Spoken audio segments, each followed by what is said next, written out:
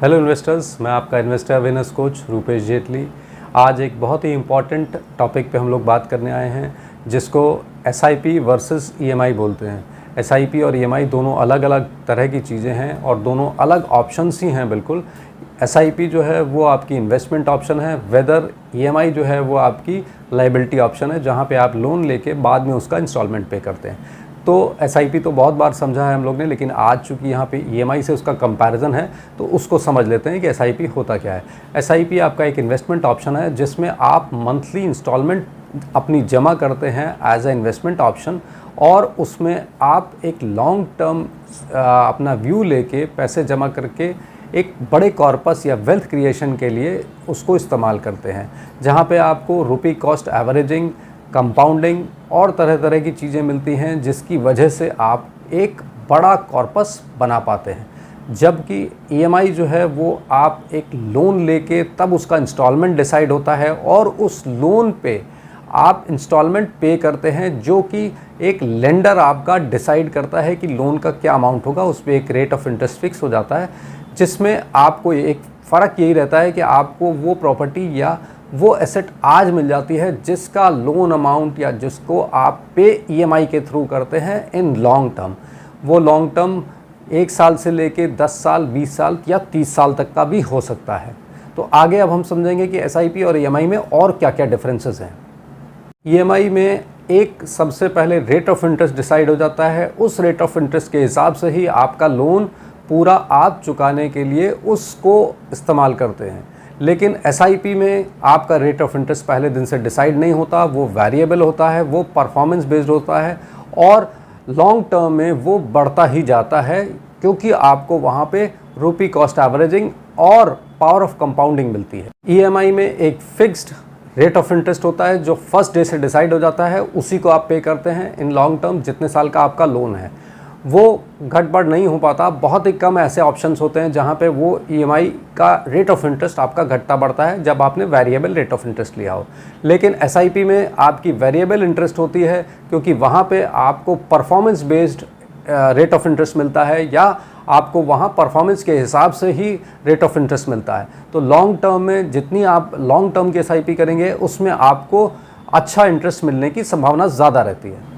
EMI में आप asset तुरंत ओन कर लेते हैं, लेकिन वो हाइपोथेकेटेड रहती है आपके लेंडर के पास। मतलब आपको एसेट तो तुरंत मिल जाती है, लेकिन उसका लोन चुकाने के बाद ही वो एसेट एक तरह से आपकी होती है। तब तक वो आपके नाम नहीं होती या हाइपोथेकेशन में रहती है लेंडर में के पास। जबकि एसआईपी में आपको एसेट तुरंत नहीं मिलती, आप एसेट बाद में खरीद सकते हैं, क्योंकि आप एसआईपी का इंस्टॉलमेंट पहले दिन से दे रहे हैं, और जब वो कॉर्पस आपके पास इकट्ठा हो जाए उससे आप अपने गोल्स जो आपने रखे थे उसमें वहाँ उसको देख के पैसे निकाल के और अपने गोल्स में या अपने एसेट्स जो आपने सोचे थे किसके लिए आपने एसआईपी की थी उनको आप हासिल कर सकते हैं। तो वहाँ पे हाइपोथेकेशन जैसा कोई भी किसी तरह का आपको इस तरह की चीज़ नहीं देखनी पड़ती। ईएमआई आपके लिए एक बर्डन होती है, आप उसको इंक्रीज़ तो कर सकते हैं, बट वो बर्डन आपके ऊपर बढ़ जाता है, बिकॉज आपने लोन लिया हुआ है और वो एक तरह से लायबिलिटी है। अगर आप इंक्रीज़ करते हैं तो आप ही के ऊपर वो बर्डन बढ़ता है। जबकि एसआईपी को अगर आप इंक्रीज़ करते हैं तो वो आपकी फाइनेंशियल सिक्योरिटी या आपके लिए बर्डन नहीं होता, वो आपका एसेट बनता है और आपको आगे जाके हेल्प करता है आपकी फाइनेंशियल नीड्स के लिए। आप अपने लोन की ईएमआई को बढ़ा तो सकते हैं, लेकिन वो आपके ऊपर एक बर्डन हो जाएगा। उसकी वजह से आपका लोन तो जल्दी ख़त्म हो सकता है, बट लोन की ईएमआई को इंक्रीज़ करने से आपका बर्डन ज़्यादा बढ़ जाएगा। जबकि आप एसआईपी को जब इंक्रीज़ करते हैं तो वो आपके जो गोल्स आपने निर्धारित किए हैं उनको जल्दी आप पा सकते हैं, या उनको कम समय में आप अचीव कर सकते हैं। लोन की ईएमआई सिर्फ मंथली होती है, इसको हम इक्वेटेड मंथली इंस्टॉलमेंट बोलते हैं। लेकिन एसआईपी जो कि सिस्टमैटिक इन्वेस्टमेंट प्लान है, वो आप daily, weekly, monthly, fortnightly, quarterly या हाफ ईयरली रख सकते हैं। तो उसमें बहुत सारे ऑप्शंस हैं, वो फ्लेक्सिबल है। जबकि ईएमआई आपके लिए सिर्फ मंथली बेसिस पे ही आपको अलाउ होती है। लोन देने वाला लेंडर कभी नहीं चाहता कि आप उसका लोन प्रीपे कर दें, बिकॉज उसको दिख रहा है कि जो एक आदमी अच्छे से लोन पे कर रहा है तो वो उसको इंटरेस्ट दे रहा है, मतलब वो उसका ब्रेड अर्नर है। जबकि एसआईपी में अगर आप अपनी एसआईपी इंक्रीज़ करते हो तो आपकी एएमसी या जहाँ पे आपने फ़ंड लगा रखा है वो चाहती है कि आप एसआईपी और इंक्रीज़ करो, जिससे उसकी भी और आपकी दोनों की एसेट बढ़े। तो दोनों में बहुत डिफरेंस है, एक लाइबिलिटी साइड है, एक इन्वेस्टमेंट साइड है। लोन और ईएमआई के साथ अगर आप और कोई चीज़ करना चाहते हो तो बहुत सारी अपॉर्चुनिटी आपकी मिस हो जाती हैं, बिकॉज लोन का बर्डन और ईएमआई का बर्डन आपके लिए बहुत ज़्यादा होता है। जबकि अगर आप एसआईपी के थ्रू इन्वेस्ट कर रहे हो तो वहाँ पे आपके पास बहुत सारे ऑप्शंस होते हैं कि आप और बहुत सारी जो अपॉर्चुनिटीज़ आती हैं इन्वेस्टमेंट की, उनको भी आप अवेल कर सकते हो। लोन और ईएमआई के साथ कई बार आपको लिक्विडिटी क्रंच का सामना करना पड़ सकता है, बिकॉज कई बार आपकी लोन की ईएमआई आपके और खर्चों के साथ मिल जाती है तो आपके पास लिक्विडिटी क्रंच हो जाता है। लेकिन वहाँ पे एसआईपी के साथ ऐसा नहीं है। एसआईपी आपको एक लिक्विडिटी बना के देती है। अगर आपने सही से इन्वेस्ट किया हुआ है वहाँ पे तो आप एसआईपी एक लिक्विड फंड में कर सकते हैं, जिससे कि आपकी लिक्विडिटी बनी रह सकती है। तो दोनों में बहुत डिफरेंस है। और ईएमआई हमेशा स्ट्रेस रही है, कभी भी वो एक तरह से एसेट नहीं होती, लाइबिलिटी है। लाइबिलिटी हमेशा स्ट्रेस देती है, जबकि एसआईपी हमेशा आपको पीस ऑफ माइंड देती है, बिकॉज वहाँ पे आप इन्वेस्ट कर रहे हैं और आपको मालूम है कि आपकी फाइनेंशियल सिक्योरिटी के लिए आपने किया है, तो वो आपके लिए हमेशा एक एसेट के तौर पे काम करती है।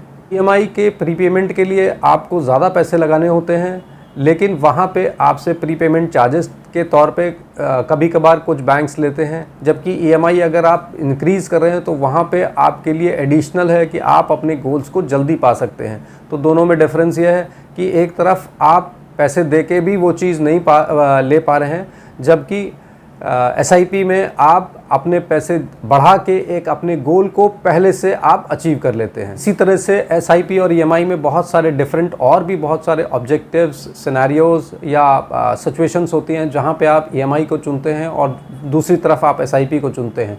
तो इन दोनों में बहुत सारे डिफरेंस हैं, बहुत सारे और फैक्टर्स हैं जो आज हम लोग ने यहाँ सब नहीं बात करें। लेकिन अब हम आपको दिखाते हैं कि यहाँ पे एक एसआईपी और एक ईएमआई के सेम अमाउंट के ऑप्शन पे किस तरह से दोनों में डिफरेंस आता है। अभी तक आप लोग ने एसआईपी और ईएमआई के ऊपर डिफरेंस और बहुत सारी चीज़ें जान ली, लेकिन अब जो मैं बताने जा रहा हूँ वो बहुत ही इम्पॉर्टेंट है और आप सबको, खास करके लोन लेने वालों को, बहुत ध्यान से देखना और समझना चाहिए।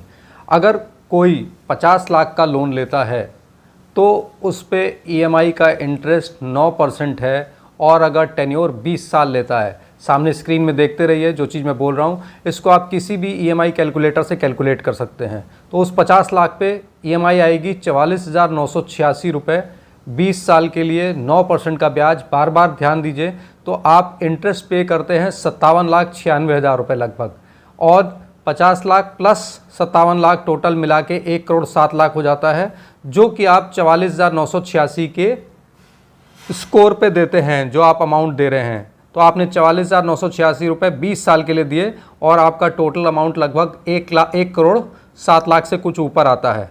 तो ये हो गई आपकी ईएमआई का अमाउंट 44,986 था। अब हम एसआईपी का अमाउंट 44,986 लेंगे, सेम अमाउंट, सेम टेन्योर लेंगे 20 इयर्स का, और एक्सपेक्टेड अमाउंट जो रिटर्न है वो 9% लेंगे, बढ़ा के नहीं लेने, जबकि एसआईपी में ज़्यादा आता है।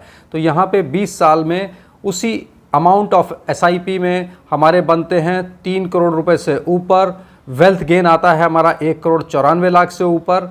अमाउंट इन्वेस्टेड सेम रहेगा 1,07,00,000 जो आपने वहाँ ईएमआई में दिया था। डिफरेंस आप खुद स्क्रीन पे देख सकते हैं। कहीं भी कोई फिगर ना समझ में आ रही हो, आप अपने आप से किसी भी ईएमआई कैलकुलेटर और एसआईपी कैलकुलेटर में देख लें। नेट पे आप डाल के देखेंगे, गूगल पे, वहाँ सर्च मार लें, जो चीज़ मैं बता रहा हूँ सेम मिलेगी। हमने सिर्फ यहाँ पे एसआईपी में 9% का एक्सपेक्टेड अमाउंट लिया है, जबकि एसआईपी में हमेशा 20 इयर्स और 30 इयर्स पे अब अगर आप देखेंगे तो 9% से कहीं ज़्यादा रिटर्न आते हैं। लेकिन चूंकि यहाँ पे हम आपको ईएमआई से समझा रहे हैं, आपको बताने की कोशिश है कि अगर आप होम लोन ले रहे हैं और वहीं पे आप एसआईपी कर रहे हैं तो दोनों में क्या डिफरेंस आता है। तो मेरे कहने का मतलब यहाँ पे ये है कि आप एसआईपी और ईएमआई का ज़रूर होम लोन लेने से पहले डिफरेंस देखें। अब हम आपको यहाँ पे दिखाते हैं इसके बाद 30 इयर्स का कैलकुलेशन। मेरे साथ बने रहें। कैलकुलेशन देखते हैं ईएमआई का। 50 लाख के लोन पे 9% का इंटरेस्ट, लेकिन टेन्योर बढ़ा के हमने कर दिया 30 इयर्स। 30 इयर्स पे हमारा लोन का ईएमआई आ रहा है 40,231 रुपीज़। इसमें हम 30 साल बाद इंटरेस्ट जो टोटल पे कर रहे हैं वो है करीब 94 लाख रुपए और total amount principal plus interest होता है 1,44,00,000 जो कि हमको टोटल देना है 30 साल में। ये हमारा टोटल अमाउंट 50 लाख पे 9% पे 30 ईयर्स पे था, जबकि 20 साल पे हमने कुछ और देखा था। तो अभी आपने क्या करा, EMI कम हो गई आपकी 44,231 क्योंकि टेन्योर बढ़ाया था, लेकिन आपका इंटरेस्ट पेबल बढ़ गया। यहाँ देखिए उल्टा हो रहा है और आपका अमाउंट पेबल भी बढ़ गया है, 1,44,00,000 हो गया, जबकि 20 साल में कम था। अब इसी का कंपैरिजन हम देखते हैं कि अगर हम यही 40,231 को SIP करते हैं तो हमारा अमाउंट क्या होगा। आइए देखें। हमने SIP में सेम अमाउंट रखा 40,231 रुपये, टेन्योर सेम रखा 30 ईयर्स, 9% का एक्सपेक्टेड रिटर्न भी हमने रखा। यहाँ जरूर ध्यान देंगे कि SIP में एक्सपेक्टेड रिटर्न हो सकता है, कभी भी निश्चित रिटर्न नहीं होता, इसलिए आप 9 ही % रखिए, उसी से कैलकुलेट करिए। तो आप देखिए अमाउंट क्या आ रहा है आपका, आपने जमा किया है अमाउंट 1,44,00,000, लेकिन आपकी एक्सपेक्टेड जो 9% से रिटर्न आ रही है वो है 7,42,00,000 रुपए। यहाँ ध्यान दीजिए कि आपका रिटर्न कितना फर्क हो गया है, वहां से आपको नेट में करीब करीब 5 करोड़ रुपए से ऊपर की नेट रिटर्न आ रही है। मींस डिफरेंस वेल्थ आपने जो क्रिएट करी वो ये कि आपने 1,44,00,000 लगाया था, लेकिन आपने 7 करोड़ रुपए से ऊपर बनाया उससे, और 5 करोड़ से ज्यादा की आपने उसमें वेल्थ क्रिएट करी। ये डिफरेंस है, 5,97,00,000 रुपए की वेल्थ क्रिएट करी आपने। दोनों में फर्क देख लिया आपने, EMI में और SIP में। तो आज के लिए आप लोग खुद समझ लीजिए कि क्या आप लोन लेना चाहते हैं, लोन लेके लायबिलिटी क्रिएट करना चाहते हैं अपने ऊपर, या फिर आप SIP करके अपनी वेल्थ क्रिएट करना चाहते हैं। तो आप लोग ने देखा EMI वर्सेस SIP, जो कैलकुलेशन मैंने आपको शुरू में ही कहा था, आपको बिल्कुल एकदम अचंभित कर देंगे। वही है, अगर आप अपना फाइनेंशियल प्लानिंग ठीक से करें तो आप SIP से वो पैसे बना सकते हैं जिससे आपके गोल्स जो आपने पहले से निर्धारित कर लिए हैं वो आप इजीली अचीव कर सकते हैं। जबकि EMI में आप एक तरह से स्ट्रेस ले लेते हैं, बर्डन ले लेते हैं, लायबिलिटी ले लेते हैं। लेकिन वहीं SIP अगर आप करते हैं तो आप अपनी फाइनेंशियल सिक्योरिटी और अपनी फाइनेंशियल प्लानिंग के तहत अपने गोल्स को बहुत आसानी से अचीव कर सकते हैं। तो आज के वीडियो में EMI वर्सेस SIP अगर आपको बहुत अच्छा लगा हो, इसीलिए मैंने कहा बहुत अच्छा लगा हो क्योंकि बहुत ही अच्छा वीडियो बना है और इस तरह के कैलकुलेशंस आपको नहीं मिलेंगे। बहुत सारे जो लोन कंपनीज़ हैं खास करके वो इस तरह के वीडियोस नहीं पसंद करते हैं। तो आप लोग को अगर ये वीडियो अच्छा लगा हो तो इस वीडियो को लाइक, शेयर एंड कमेंट ज़रूर करिएगा। धन्यवाद।